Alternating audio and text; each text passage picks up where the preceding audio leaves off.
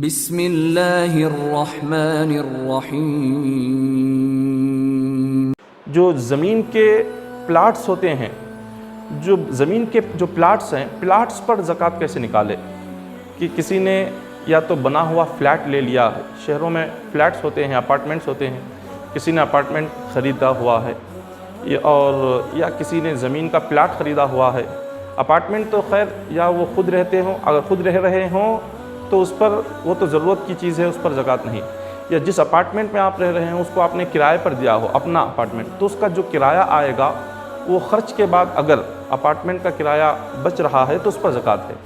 وہ جتنا کرایہ آ رہا ہے وہ خرچ ہو رہا ہے، وہ جم نہیں رہا، بچ نہیں رہا، تو اس اپارٹمنٹ پر بھی زکوٰۃ نہیں ہے۔ اب جو زمین کا جو پلاٹ ہوتا ہے، اس پلاٹ پر نہ کچھ مکان کی تعمیر ہے، بس اس کو ایسے ہی خرید کر کسی نے اپنے پاس ایک 4-5 پلاٹ رکھے ہوئے ہوں، اس پلاٹ کی زکوٰۃ کیسے نکالے؟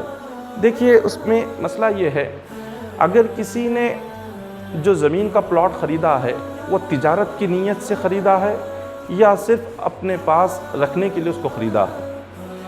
اگر وہ تجارت کر رہا ہے، یعنی پلاٹ خریدنا اور بیچنا، یہ تجارت ہوتی ہے۔ کسی نے تجارت کی نیت سے پلاٹ کو خریدا، یہ سوچ کر کہ چلو جیسی قیمت بڑھے گی تو پلاٹ کو بیچ دوں گا۔ اگر تجارت کی نیت سے خریدے ہیں تو اس پلاٹ کی جتنی قیمت ہے اس کی قیمت پر زکوٰۃ نکالنی ہوگی۔ جیسے 10 لاکھ روپے پلاٹ کی قیمت ہے، اس نیت سے خریدا کہ چلو چند دنوں میں اگر اس کی قیمت بڑھے گی تو بیچوں گا، تو 10 لاکھ روپے کی اگر قیمت ہے تو 10 لاکھ کی زکوٰۃ نکالنی ہوگی، 1 لاکھ پر 2500 روپے کے لحاظ سے۔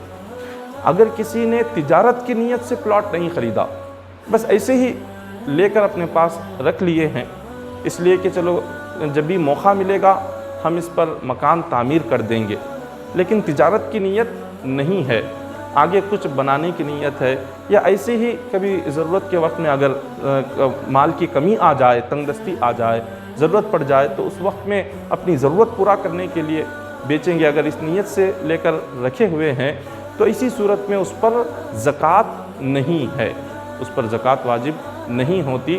جس پلاٹ کو آپ نے چپ ایسے ہی خرید کر رکھ لیا ہے، کچھ اس کو کاروبار کرنے کی نیت اس کی نہیں ہے۔